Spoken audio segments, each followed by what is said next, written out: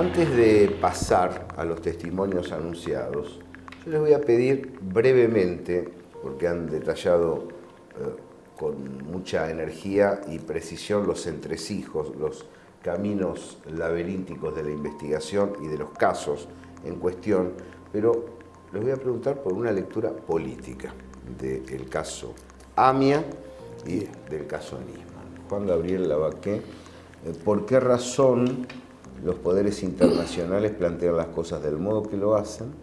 ¿Por qué razón la Argentina aceptó a esos poderes?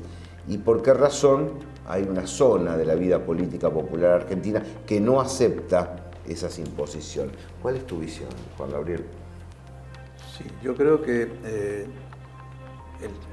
el atentado como tal, los dos atentados, la embajada y AMIA, Israel los produce por razones internas, ya lo dije, sí, la puja interna, pero los poderes internacionales, yo cuando hablo de los poderes internacionales hablo del poder anglosajón israelí, es decir, la alianza estratégica entre Gran Bretaña y Estados Unidos que está por encima de la OTAN, tiene su política propia por encima de Europa, unida a Israel que ya tiene sus intereses propios y su estrategia propia. Esto es lo que ha producido y o encubierto el atentado a la AMIA, igual que de la embajada, durante mucho tiempo. La novedad se produce cuando la política anglosajona israelí difiere en el tratamiento hacia Irán. Cuando Irán se hace fuerte lo suficientemente como para enfrentar a Israel y en un ataque bilateral salir muy maltrecho Irán, pero dejar peor maltrecho a Israel, las cosas comienzan a cambiar. En Estados Unidos, a su vez, comienza a tener andamiento la idea de que la AIPAC, es decir, el seguimiento de Estados Unidos acrítico o acríticamente a los intereses israelíes en desmedro de los propios intereses norteamericanos, estaba produciendo serios problemas en Estados Unidos. Estados Unidos comienza a dividir su política. Para decirlo en términos muy sencillos, los palomas o las palomas que no quieren atacar a Irán, Obama, y los duros, republicanos, Mark Rubio, este candidato republicano pagado por los fondos buitre de Paul Singer, no es casualidad, constituyen un núcleo súper duro que quieren atacar a Irán de cualquier manera, junto con Israel. Israel se pliega a esto o quizá encabeza este núcleo duro. Entonces, es ahí donde se produce el quiebre y la novedad para nosotros. Fíjate que, sin ningún lugar a duda, el gobierno argentino nunca fueron suicidas. Se pueden haber equivocado muchas cosas, pero suicida no pudo haber iniciado contacto con Irán en 2010, 2011, para el acuerdo o entendimiento, el memorándum de entendimiento, sin haber recibido un guiño de Estados Unidos. Eso es evidente. El guiño se lo da seguramente el presidente Obama, que ya era en ese momento presidente de Estados Unidos, pero después se divide la cosa y es Israel y el grupo norteamericano duro, de los republicanos, los que comienzan a atacar al gobierno argentino por el acuerdo con Irán. Estas son las consecuencias para nosotros. A nosotros nos han dejado un poco en la estacada, digamos. Obama ha hecho los arreglos con Irán, Irán se ha arreglado totalmente sus cuitas con Estados Unidos, pero nosotros nos hemos quedado con la bandera con la bandera que ya no es de Estados Unidos todo, y entonces estamos sufriendo la presión del sector duro de Estados Unidos más Israel, y estamos en esto, y es muy claro, y esto es importante como consecuencia o como conclusión política.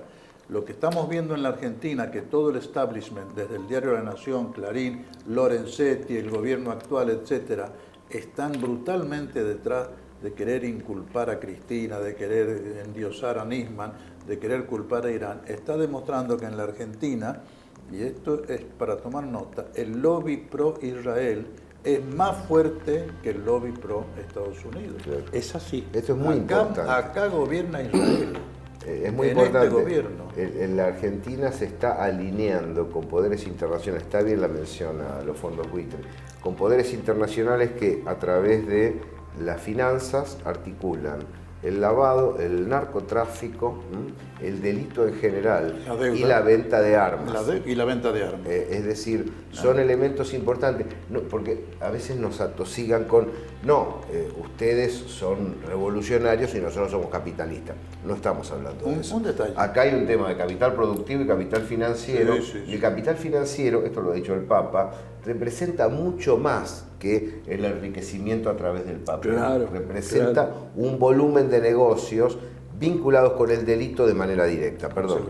No, digo, no es casualidad que se estén avanzando mucho las negociaciones entre este gobierno e Israel para que el reequipamiento de las Fuerzas Armadas se hagan en base a los aviones Kfir israelíes. Y cuando vos te metés con una tecnología militar, nada menos que en aviación, comenzás a depender en técnico, en tecnología, en repuesto, en entrenamiento. Mira, una de las cosas que nos cuentan a nosotros es entender cómo una jugada intrínsecamente local, la denuncia de Nisman contra la presidenta y la muerte de Nisman, es una jugada a la vez local, estrictamente internacional.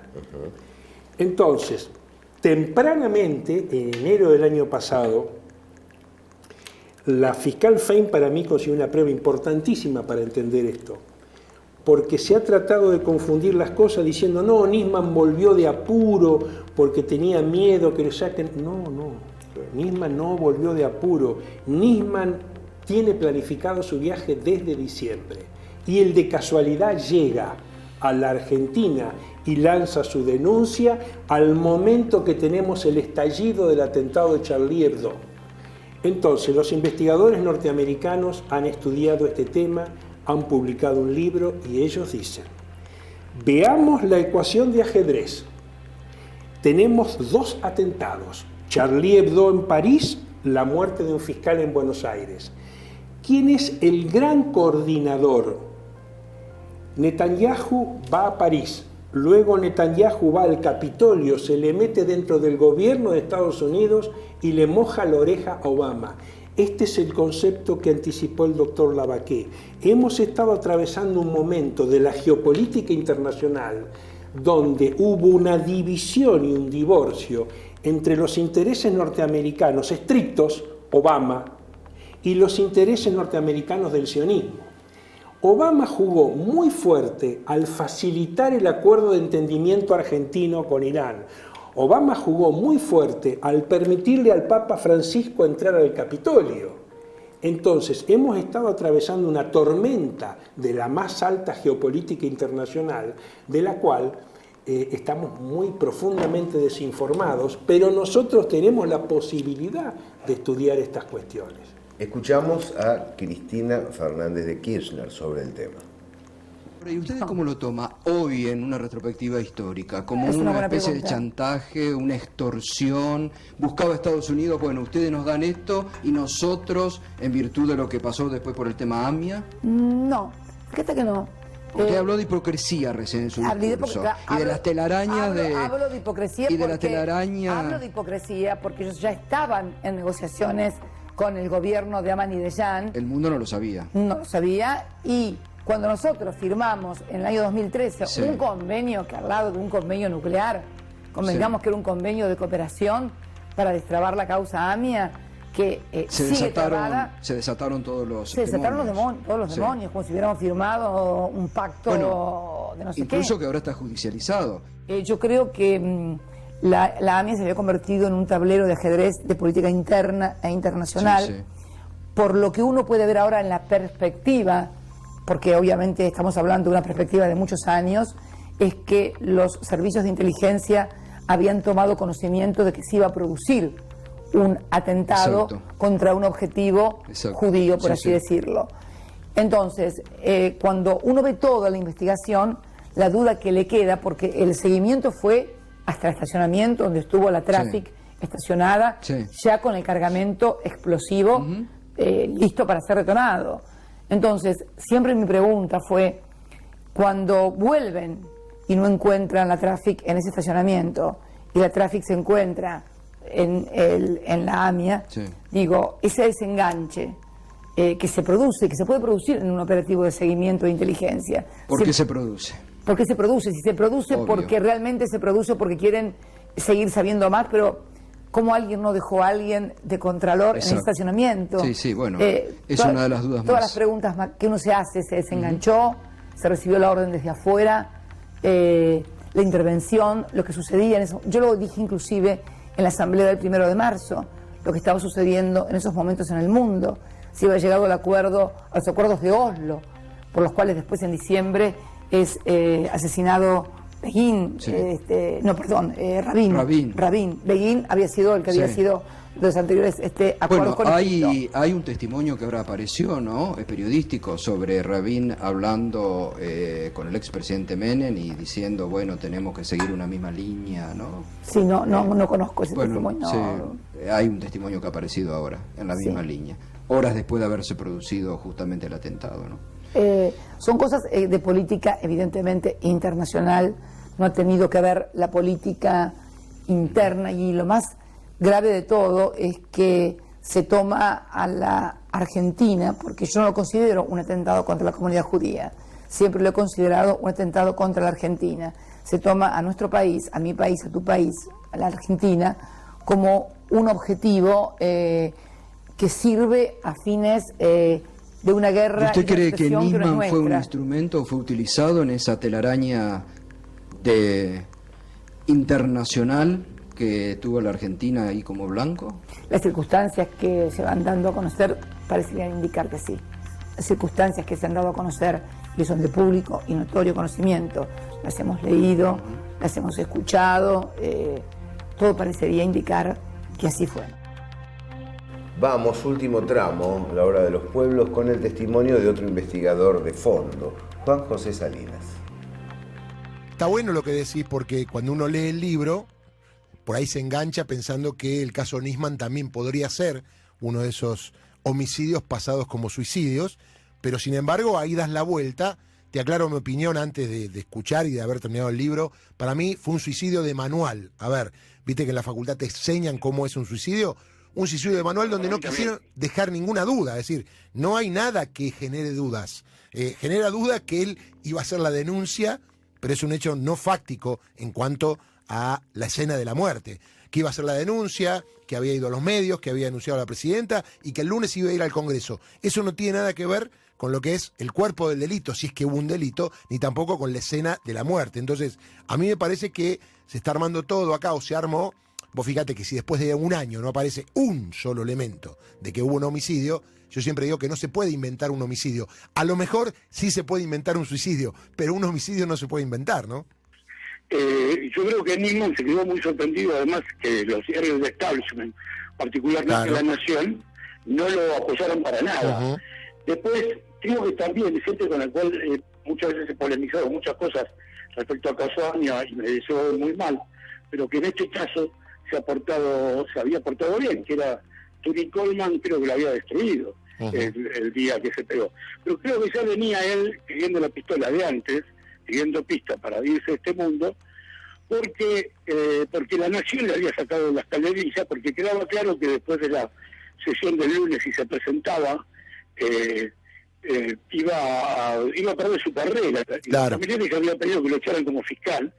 Y yo creo que además una de las cosas que determinó es que algún sector de los servicios locales le hizo saber que algunos de esos chanchullos que él tenía con la CIA, con narcotraficantes, ese dinero que tenía en la cuenta de Merrill Lynch en Nueva York, que eso iba a saltar a la luz.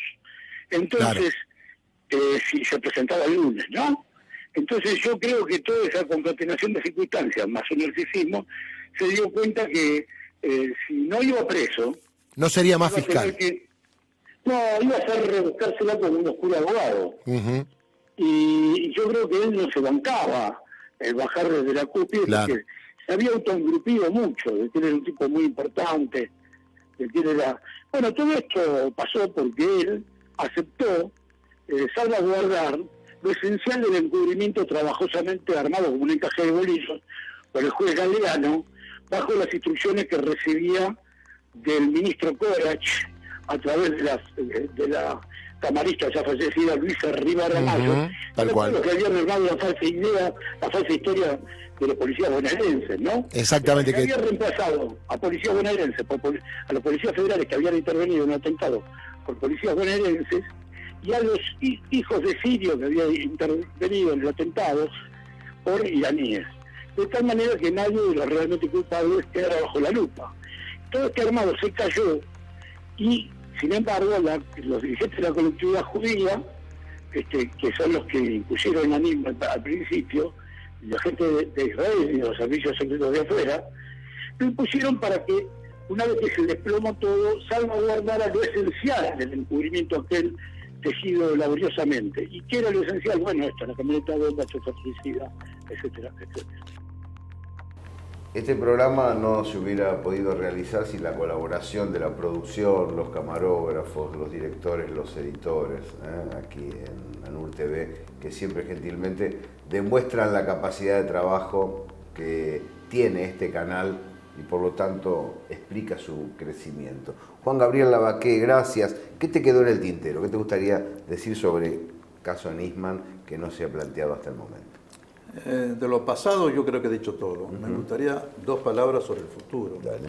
La Argentina tiene que, 2 cosas fundamentales. Tiene que comenzar su dirigencia especialmente a prestar mucha más atención al tablero internacional de lo que hoy se le presta. La dirigencia argentina en general ignora cómo se están moviendo los hilos, las líneas de fuerza en el tablero internacional, y esto es lo que hace que no entiendan a veces, de buena fe, no entiendan lo que está pasando.